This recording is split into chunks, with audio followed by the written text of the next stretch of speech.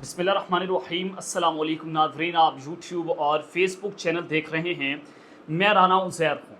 नाज़रीन, पाकिस्तान की पॉलिटिक्स से अच्छी ख़बरों का सिलसिला शुरू हो चुका है कि जहाँ पर इमरान खान और फ़ौज को लेकर पहले वन पेज की बात हुआ करती थी कि इमरान खान के फ़ौज के साथ ताल्लुकात बहुत ही ज़्यादा अपनी एक पीक पोजीशन पर मौजूद थे कि जब जनरल बाजवा साहब का दौर था। लेकिन जैसे रजीम चेंज ऑपरेशन हुआ, उस रजीम चेंज ऑपरेशन के बाद जो पाकिस्तान की पॉलिटिक्स के अंदर एक गंदा खेल खेला गया, पाकिस्तान के जो न्यूट्रल अंपायर से वो इस खेल का हिस्सा बनते हैं और अमेरिका के साथ मिलकर इमरान खान की हुकूमत का तख्ता उल्टा गया। खान साहब ने वो सारी साजिश पूरी कौम के सामने बेनकाब कर दी। तो उसके बाद जनाब सूरत हाल फिर बड़ी बिगड़ना शुरू हुई। इमरान खान और पीटीआई के ऊपर जो 27 साल दौर में जो मुश्किलात उनको देखना पड़ी, आज से पहले ये सारा कुछ पाकिस्तान तहरीक इंसाफ ने नहीं देखा था। लेकिन जिस साबित कदमी से इमरान खान ने इस मुश्किल तरीन हालात का मुकाबला किया, उसकी नज़ीर पाकिस्तान की तारीख में पहले नहीं मिलती। तो जनाब, मैं कुछ बड़ी खबरें लेकर आपकी खदमत में हाजिर हुआ हूँ। सबसे पहली खबर पर आज हमने बात करनी है कि इमरान खान और army chief general Asim Munir साहब की मुलाकात, फैसला कुन मुलाकात की खबर है। और इस मुलाकात ने गरम देगचा उलट दिया है शरीफ खानदान और जरदारी खानदान पर। यानी कि अब ये गरम देगचा कैसे उल्टा गया है, जिसका बाकायदा तौर पर प्रेस रिलीज GHQ की जानिब से जारी कर दिया गया है। ये मुलाकात बड़ी अहम है। इस मुलाकात में इमरान खान साहब ने क्या बातें की, फिर दूसरी जानिब से क्या जवाब आए, खान के मुतालबात, उनके मुतालबात। इस मुलाकात का मुकम्मल अहवाल आपके सामने बमा हक़ाइक़ और बमा सबूत रखा जाएगा। आपके सामने ज़राए रखे जाएंगे कि कहाँ से ये खबर आई है कि अडयाला जेल में इस वक्त गैर मामूली नकलो हरकत है। और फिर दूसरी जानिब वज़ीर आज़म हाउस की जनाब घंटियाँ बजना शुरू हो चुकी हैं। वज़ीर आज़म ऑफिस से एक बड़ी खबर, इस हवाले से मुकम्मल डिटेल्स आपके सामने रखनी है। आपने इस वीडियो को मिस नहीं करना, क्योंकि फायर वॉल लगाकर हमारे इस चैनल पर जो हमारी आवाज़ है उसको दबाने की कोशिश की जा रही है। तो आपने हमारे साथ खड़े रहना है और हक और सच की आवाज़ को बुलंद करते रहना। तो आपने ज़्यादा से ज़्यादा इस चैनल को सब्सक्राइब करना है और बेल आइकन दबाना, ताकि आने वाली तमाम तर अपडेट्स आपकी खिदमत में बर वक्त पेश होती रहें। नाज़रीन, सबसे पहले मैं आपको खलीलुर रहमान कमर के वाले से बता देता हूँ। पहले भी मैंने अपनी वीडियो में रिपोर्ट किया कि उनकी जो वीडियो लीक हुई है, तो खलीलुर रहमान कमर को हनी ट्रैप करने वाली जो मुलज़िमा हैं वो अदालत में जाकर आज रो पड़ी, जज के सामने वो रोई। तो जनाब आज मामला चला जिस पर जिस्मानी रिमांड की दरख्वास्त पर समाअत हुई और मुलज़िमा आमना अरूज के वकील ने कहा कि मुलज़िमा हनी ट्रैप में मुलव्वस नहीं, हमारे खिलाफ कोई सबूत मौजूद नहीं है। और कहा कि एक मुलज़िम हसन शाह मेरा मुँह वाला भाई बना हुआ था, वो भी इसमें मुलव्वस है, मुझे बुरी तरह फंसाया गया, मैंने कोई रकम नहीं ली। मुलज़िम ने मेरी वीडियो भी वायरल की। बाद अदालत ने मुलज़िमा आमना अरूज के जिस्मानी रिमांड में 2 दिन की तौसीह कर दी। बताया यह भी जा रहा है कि क्योंकि ये मारूफ ड्रामा निगार हैं खलीलुर रहमान कमर साहब, तो इस पूरे जो वो दिन को रात को 4 बजे वो जाते हैं जनाब आमना अरूज के घर पर। तो आज खलीलुर रहमान कमर की जो वकील हैं उन्होंने कहा कि मेरा मौक्कल दरवेश आदमी। तो जज साहब ने वहाँ पर इस्तफसार किया कि अगर वो दरवेश आदमी है तो 4 बजे जाकर तहज्जुद पढ़ता, वो लोगों के घरों में जाकर क्या कर रहा था। बड़ा जेन्युइन क्वेश्चन उठाया। और फिर खलीलुर रहमान कमर साहब की आज वीडियो लीक ने भी भंडा फोड़ दिया कि क्या ये हनी ट्रैप था, क्या जो जनाब खलीलुर रहमान कमर साहब वहाँ पर करने क्या गए। आज वो वीडियो सामने आ गई, क्या करने गए थे। इतनी घटिया वीडियो हम उसको चला नहीं सकते, यानी कि ये हमारे माशरे की अखलाकियात हैं। तो ये सारी चीज़ें आपके सामने मैंने अपने पिछले व्लॉग में रखी और अब जो अदालत के में चीज़ें चली वो भी मैंने आपके सामने जनाब हूबहू रिपोर्ट कर दी। अब आ जाएँ असल चीज़ों की जाने कि पाकिस्तान की पॉलिटिक्स में एक नया मोड़ सामने आया है, हवाओं का रुख तब्दील हो रहा है। और मैं हमेशा कहता था कि ये हवाओं का रुख तब्दील होना ही होना है, क्योंकि पाकिस्तान तहरीक इंसाफ जो है वो इस मुल्क की सबसे बड़ी सियासी जमात भी है, सियासी हकीकत भी है। इमरान खान को आप पाकिस्तान की पॉलिटिक्स से माइनस नहीं कर सकते, क्योंकि उसके पीछे पाकिस्तान की आवाम खड़ी हुई है।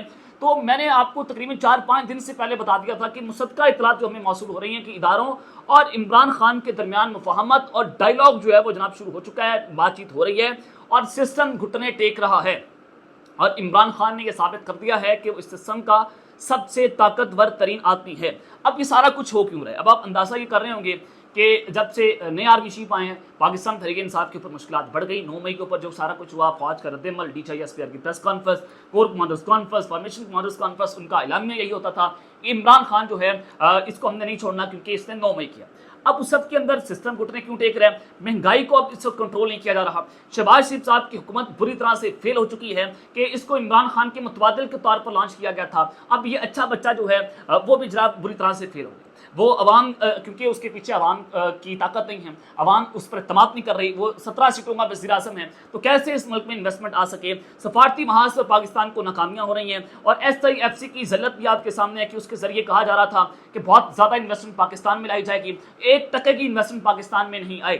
مڈل ایسٹ کے بارے میں کہا جا رہا تھا کہ سعودی عرب پاکستان میں انویسٹمنٹ کرے گا اس پلیٹ فارم کے ذریعے, پھر UAE آئے گا. سعودی عرب نے پاکستان کو ڈیفرڈ پیمنٹ پر آئل دینے سے انکار کر دیا, UAE پاکستان کو قرض نہیں دے رہا. اور پھر آپ یہ بھی دیکھیں کہ ہمارے وزیر خزانہ اورنگزیب صاحب آتے ہیں, وہ کہتے ہیں کہ اب چیزیں ختم ہو گئی ہیں, اب ویسے نہیں ہوگا جیسے پہلے چل رہا تھا کہ ہم قرض لے کر یہ ہو جائیں وہ کر لیں. اب کوئی بھی ملک ہمیں قرض دینے کے لیے تیار نہیں ہے. اب محمد اورنگزیب صاحب جو ہیں وہ شہباز شریف صاحب کی پارٹی کے تو لوگ نہیں ہیں, یا ان کے ترجمان نہیں ہیں, یا ان کے وزیر نہیں ہیں, وہ کسی اور کو رپورٹ کرتے ہیں, وہ کسی اور کے ترجمان ہیں, یا کسی اور کی طرف سے جناب ان کو وہاں پر وزیر خزانہ لگایا گیا ہے.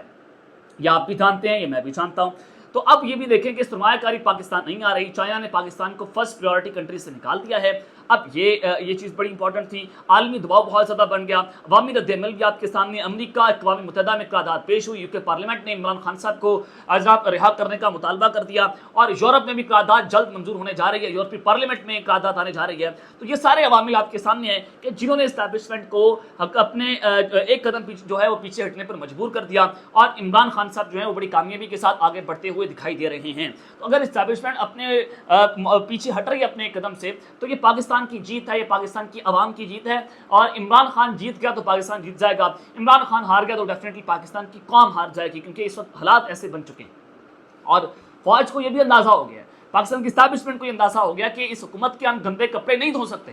اس حکومت نے جو جناب ہمیں گندا کر دیا ہے, وہ جو ہمارا, کیونکہ یہ فوج پیپلز پارٹی کی یا نون لیگ کی فوج نہیں ہے, یہ پورے ملک کی فوج ہے, یہ آپ کی بھی فوج ہے, یہ ہماری بھی فوج ہے, ہم اس پر فخر کرتے ہیں. تو یہ تو فوج کو غلط طریقے سے استعمال کرنے کی کوشش کر رہے تھے. یہ سمجھتے تھے کہ ہم فوج کو استعمال کر کے جوڈیشری کو بھی قابض کر لیں گے جناب, اس کو بھی کنٹرول کر لیں گے, ہم جناب میڈیا کو بھی فکس کر لیں گے, ہم یہ بھی کر لیں گے, عمران خان کو ٹھکانے بھی لگا دیں گے. ان کے باہر کا ملک تو نہیں ہے کہ یہ فوج کو جہاں پر استعمال کرنا چاہیں اپنے طور پر استعمال کر سکتے ہیں. تو اب یہاں پر اندازہ یہ ہوا ہے کہ اسٹیبلشمنٹ کو سمجھ آ چکی ہے کہ ہمیں استعمال کیا جا رہا ہے. یہ جو سیاستدان پیپلز پارٹی کے لوگ ہیں, حالانکہ یہ استعمال ہو رہے ہیں, میں یہ بات نہیں کر رہا کہ یہ اتنا طاقتور نہیں ہے یہ فوج کو استعمال کر سکیں, لیکن بیانیہ بنایا جا رہا تھا اس قدر زہریلا کہ بغل میں چھری منہ میں رام رام جو کہا جاتا ہے نا, وہ ان کے لیے بنا ہے, یہ اس حکومت کے لیے بنا ہے. تو جناب یہ ساری صورتحال آپ کے سامنے ہیں. تو اب وزیر اعظم ہاؤس کی گھنٹیاں بجنا شروع ہو گئی. میں ملاقات والی خبر دلاتا ہوں, لیکن سب سے پہلے آپ یہ دیکھیں کہ وزیر اعظم ہاؤس کی گھنٹیاں کیسے بجیں. جناب خبر یہ ہے کہ محمد علی درانی صاحب سینئر سیاستدان ہیں, اور یہ جو ہے وہ GH2 کے ترجمان بھی, آپ اس کو کہیں تو کہنا غلط نہیں ہوگا. محمد علی درانی صاحب کا بڑا اچھا تعلق ہے, اور یہ مشرف دور میں وزیر بھی رہے. تو جناب انہوں نے کہا کہ عوامی حمایت نہ ہونے پر ادارے یا اسٹیبلشمنٹ بہت دیر تک پیچھے نہیں کھڑے رہ سکتے. اب یہی بات میں آپ کو بتا رہا تھا.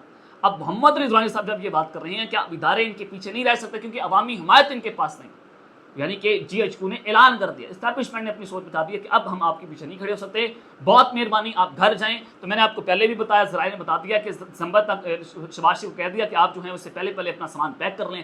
اب ان کو اپنا سامان پیک کرنا پڑے گا, فون کی گھنٹیاں بجیں گی, ان کو پیغام وہاں پر پہنچا دیا گیا ہے کہ ہم مزید آپ کے پیچھے نہیں کھڑے ہو سکتے, اس لیے جلد پارلیمنٹ میں حکومت تبدیل ہوتے ہوئے دیکھ رہا ہوں.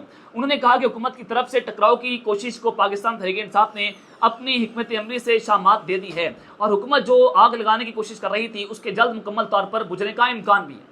یہی عمران خان صاحب بات کر رہے تھے کہ حکومت جو ہے وہ فوج کو اور عوام کو, اب عوام میں کیوں کہہ رہا ہوں کہ پاکستان تحریک انصاف کو, PTI کو, عمران خان کو پاکستان کی عوام نے ووٹ دیا.